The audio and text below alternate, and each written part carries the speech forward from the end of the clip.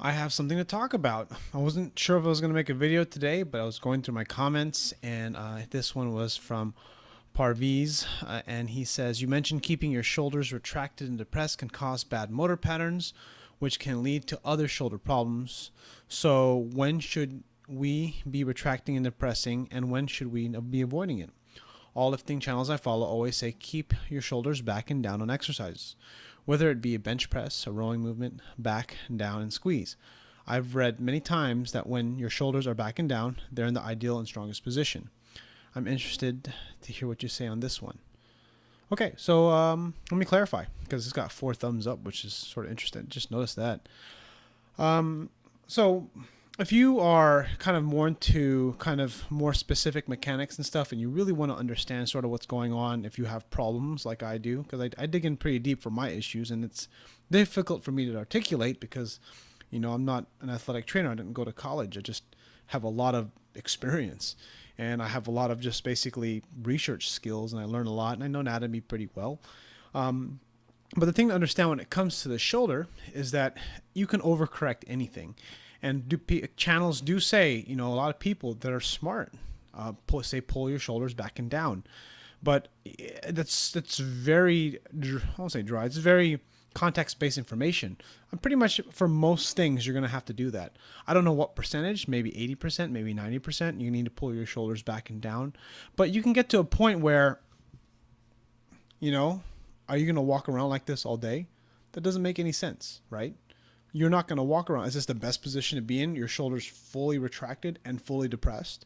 Does that make any sense at all? I mean, if you think about it, when you're trying to get someone to do something, you're trying to teach a cue, like trying to get, because a lot of the time we're so protracted. So all you have to tell them to do is pull their shoulder blades all the way back and down, and pull them back as hard as you can. And what ends up happening is most people don't have good motor control. So what ends up happening is they pull the neutral instead. So since they don't have the skill and strength to like really crank it back and pull it down, they can't do this. They end up going to neutral. It's sort of like when you tell someone to arch their back or tuck their head back. So if you tell them to tuck their chin back, a lot of the time they do this. That's not tucking your chin back. That's extending the neck. So my point is that everything is really based on the audience. And for a lot of people, most of the audio, I guess the videos, audience, the channels that you watch really talk more about to more average people. And then you have people that, and there's nothing wrong with being average. You're not necessarily a coach or a physical therapist or a trainer. And then you got other people who are like Brooke Bush, who caters to pretty much people who train other people, not like mostly therapists and chiropractors and stuff like that. And of course, personal trainers as well. And then you got me who's sort of in between. I'm like, okay, I'm kind of, there's the basic stuff, which is sort of boring to me. And then there's the more advanced stuff. But some of the advanced stuff is boring to you guys. It just kind of depends on how it fits for you. And to kind of get to the point is, for example, the main thing is that what you want to avoid pulling your shoulder blades back and down is when you do a lat pull down. So when you reach up above your head, right, and you want the scapula to rotate upwards, right, and then when you pull down, you want the scapula to come back and down. Right? What I really meant by saying is like sometimes when you overcorrect for a lat pull down, for example, or some movements is that hands above your head, but then you want to pull your shoulders back and down. And a lot of people do that. And that's actually a pretty bad motor pattern, because when you put your hands above your head, your scapula is supposed to rotate upward.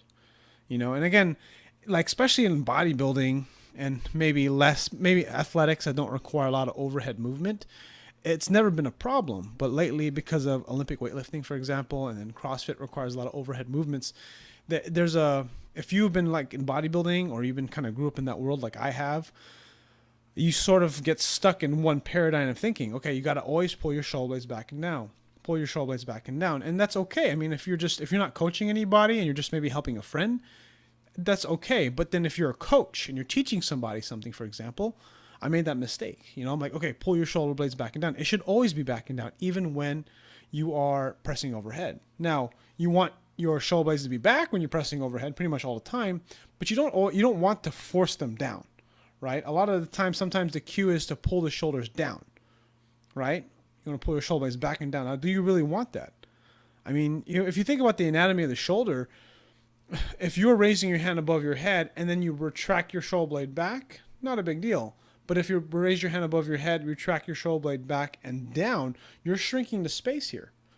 Now, not a big deal. Your body can deal with that. But if you constantly, for example, you're doing a lat pull down without fully extending at the shoulders, right?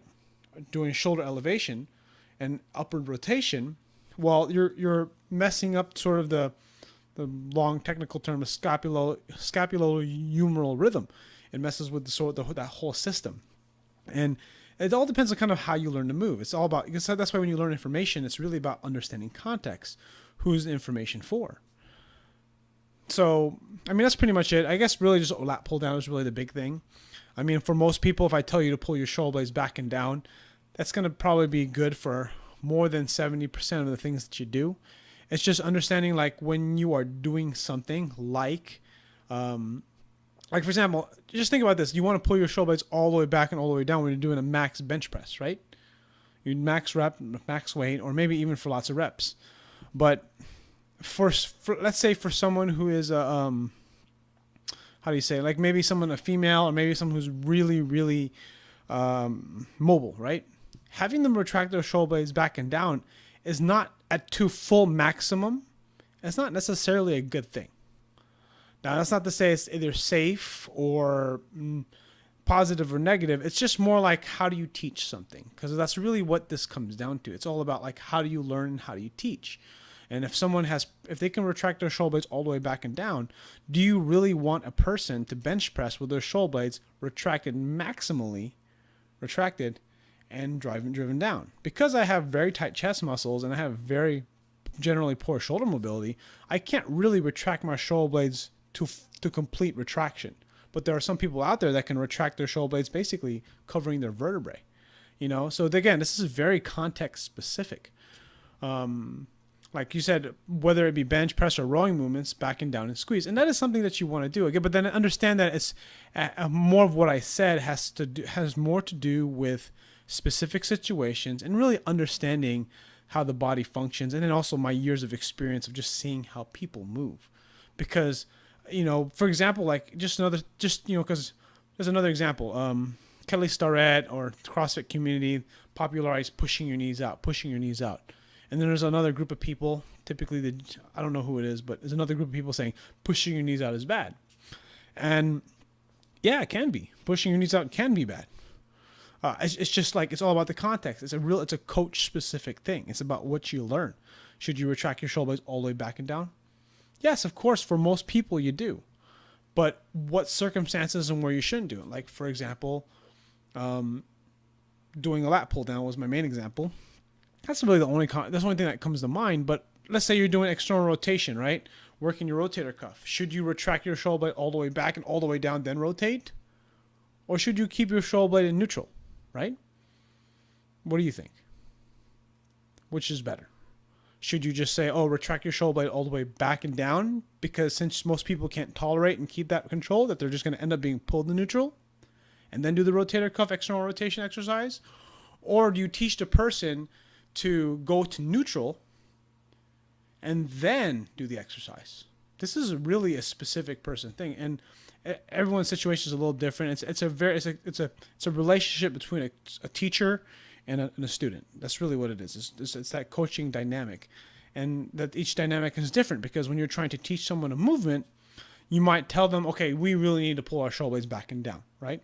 For some people who have fairly decent posture, you don't need to exaggerate that, because what ends up happening when you pull your shoulder blades back and down and you don't have necessarily good motor pattern, motor ability, not only do you kind of teach the shoulder to be in a relatively bad position when you are overcorrecting the shoulder back and down cue, you're also, a lot of time in my experience seeing people, they will also hyperextend the back and open up the rib cage just so that they get their shoulder blades back and down. So like a lot of the time, just another example too, they'll lean forward, and can you pull your shoulder blades back and down?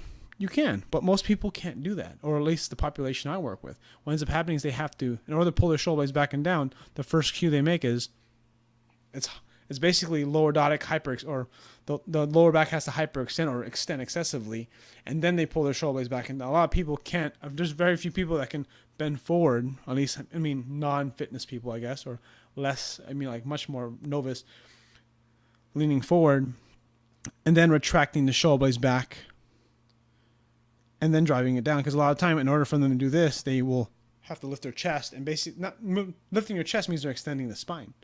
So I hope that made sense. Kind of did a little rambling there a little bit, but I hope that was clear.